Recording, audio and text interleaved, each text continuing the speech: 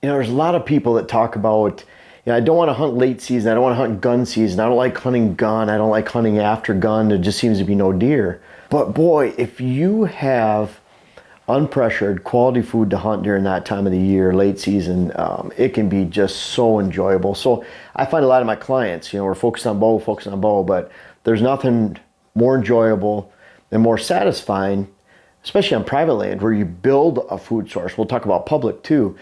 But on private land, you build this food source, you build the setup, which we'll talk about, you build the strategy, and then you go in there in an afternoon and a nice weather day, cool evening, cold evening, and you watch your food source start to fill in with deer. And you don't know what monster might step out because you haven't spooked the land.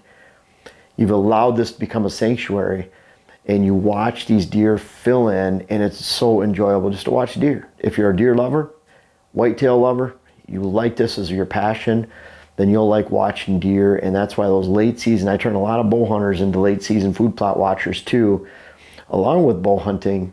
And it can be very enjoyable. And it's something you can do with the whole family too. A lot of times you're sitting in a blind, you can do with other people.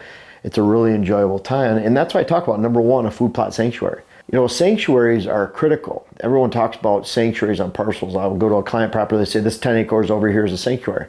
Well, for one, if a deer can hear you, see you, or smell you in that sanctuary, it's not a sanctuary. So if you drive your ATV along and if you allow your scent to blow into it, if deer can hear you coming in, if they can see you, again, it's not a sanctuary. And when it comes to a sanctuary, the most important component of your deer sanctuary on public or private land is the food source. If you have a reliable food source that attracts deer to it every single afternoon, whether it's on public or private land, now you have a whole hunt. Because if deer are going over there in the afternoon, that means you figure out where they're bedding over here. It doesn't matter exactly where they're bedding. You know that it's over here, over there. Now you have morning areas by bedding areas. You have transitions areas in the afternoon, and you have afternoon, evening food sources to watch. So you have an entire stand assemblage. If you don't have that food source, it's random. You don't know if deer are coming through your land during the morning, afternoon, evening. You don't know when because you don't have that food source. In fact, it might be they're not coming through at all in some cases. So really that most important component is the sanctuary. And when it comes to a food plot sanctuary, it comes to that time of the year, and when it comes to a food source sanctuary, in general, you have to have the best food. Because if you don't have food, you don't have a food plot sanctuary. You don't have a hunt during the late season. There's a lot of great habitat parcels that have great bedding, great grasslands, upland growth, switchgrass, shrubs, conifer plantings. You have that whole upland cover habitat mix type style that attracts deer during the late season, public or private land. But if you don't have a quality food source, or if someone else has a better food source a mile or two away, then you're not going to attract deer to that location. And that's why you can't have a food plot sanctuary without quality food, and you can't have a quality food source during late season unless you treat it like a sanctuary. Again, it's the most important component of your sanctuary. The setup. Again, once you have this afternoon food source and you're attracting all the deer to it, now you know where they're bedding, you know the transition areas, you have that afternoon food source set up, whether you find this on public land or private. Now you have an entire stand assemblage where you know they're here in the morning, you know they're here in the afternoon. Your job is just not to mess it up. It means you can't pressure that food plot especially. A lot of people have these great deer herds coming into a food source. They go sit on it one time with a bow. They have to get out. Sometimes those deer are bedded there when they get in. So they're ruining the food source sometimes before they even start, and certainly after they're done and after they try to get out. So that setup includes quality food, whether it's on private or public land, includes leaving those bedding areas alone, and just hunting off to the side, hunting on the downwind, hunting the food source with a gun or a weapon from a distance where you're not spooking deer, hunting with a bow close. And we'll talk about that. The setup, we'll flip down here to bow or gun. Well, with a bow, if you're hunting that food source, it means you need to be off the food source, be close enough to where you're catching that bottom of funnel of daylight movement of deer that are coming from multiple different bedding areas and locations, funneling down to get to that food source. Great spot to hunt, depending on your lay of the land. Or with a gun, you can sit off, actually watch the food source, but you're doing so at a point where you get in and out of that blind all day without spooking any deer on the plot. Always think about if there's 20 deer on that food plot, you're hunting with a gun. Can you get in and out of that blind without spooking deer? If the answer is yes, it's appropriate to hunt, and it's the same with a bow. If you're so close you can't get out of the stand in the afternoon with deer on the field, you're too close. Now the exception is a small food plot that's on the way to another big food source.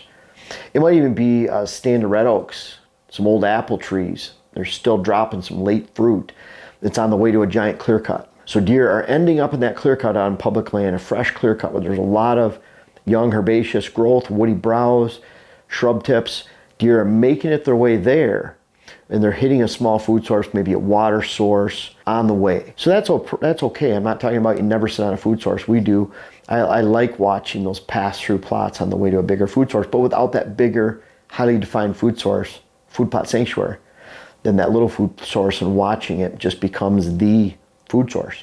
And it's hard to get in and out, let alone sit on a big food plot. So the difference between bow and gun: bow, you're sitting close enough to take advantage of the movement to the food source, but not so close you can't get out of your stand without spooking and ruining the food source. Gun, again, if you can get in and out of that blind without, a 20 deer out there not spooking them, that's probably a great fit for a gun hunt. So there's a little bit of difference with bow or gun. Bottom line is preserving the sanctuary and the sanctity of that food. What's the best food? You talked about it on public land. You're looking for transitions from swamp to hardwoods where you have hardwood regeneration, shrubs, you have acorns dropping, late acorns, maybe that transition down to swamp where you have that low land where there's some food source. A lot of times red oaks or dogwood in areas like that. So where you have a transition, you have a lot of different types of habitat. That's why I always like upland growth, where you have grasses, briars, shrubs, early successional growth of trees, hardwoods, conifers, and you have that diversity and blend that you're going to find deer, especially if it's unpressured. You can find that on public or private land.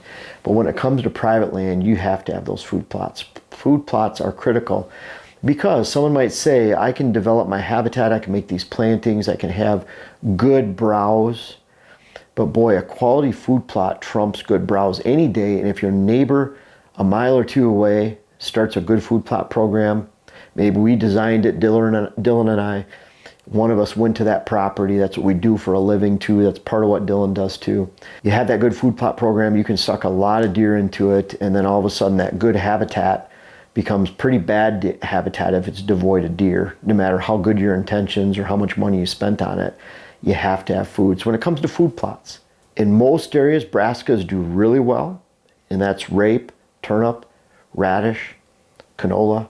There's a lot of different options for that. I like variety. Most of the brassica blends, you should have 6 to 8 different types of seed in that blend.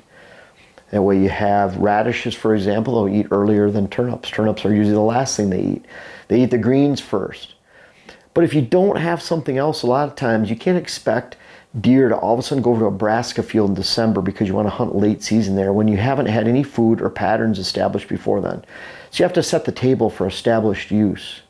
That might be early planted greens where you have early planted light oats, peas, late planted beans. You're all planting this around August sometime, but you're getting that fresh young green growth that comes in and deer start gravitating to early. Then it's natural for them on the same food plot to switch over to brassica. You don't ever want to separate these into different food plots. You separate them within the same food plot. Here we step up to corn. So corn is that great December mix where you have the greens, you have the early planted greens. Now we have food for all year, all hunting season long at least. Then you can actually build a deer herd and hunting deer herd. Beans are great if you have enough room left over, you're trying to build a herd, maybe maintain a herd, but it takes a lot of beans to make it to the end of the season, late season. I've talked about someone, we only plant beans and we only hunt in December. Well, folks, you just missed out on October and November and probably the majority of the mature buck opportunities in the area if you're just waiting for the leftovers in December. I'm not saying leftover hunting's a bad thing. I love doing that. I love hunting late season. But you have to have more to offer food if you have a food plot starting in end of August, September, October, November to carrying through January, February. And that's a critical time for deer too. That's at a time when weeds, local vegetation habitat is dying, not thriving. Crops are being picked in ag land. So really that's a time when your food plots should be going like this, ramping up as the local habitat's going down, and not having a food plot on private land just doesn't make a lot of sense. You have to have that food because, again, if you don't have that food source sanctuary where it's a random hidden clear cut on public land, an area that's out of the way, hasn't been pressured, or a great food plot, then you're not going to have a sanctuary that actually holds deer, especially when it gets in December. And bottom line, big bucks move. When it comes in December, if you're a buck hunter, then you can count on, if you have quality food, you can suck bucks in from a long ways away. And on the flip side, if you don't have a quality food source, whether on public, private land that you're hunting, then you can expect those mature bucks to move a long ways to find it. Those does or homebodies, does and fawns, have just a fraction of the home range that a mature buck does. And part of that is dictated by a mature buck will go find that food. He'll find unpressured quality food, and that's what he'll head every day. So be that person in the area that either has the food on private land or finds it on public land. Find adjacent, decent cover. It doesn't have to be the best, it just has to be adequate. And bottom line, when it comes to late season hunting, it's all about the food. If you have good food, public or private land, you're gonna have a great hunt this late season, this year, and for the rest of your life.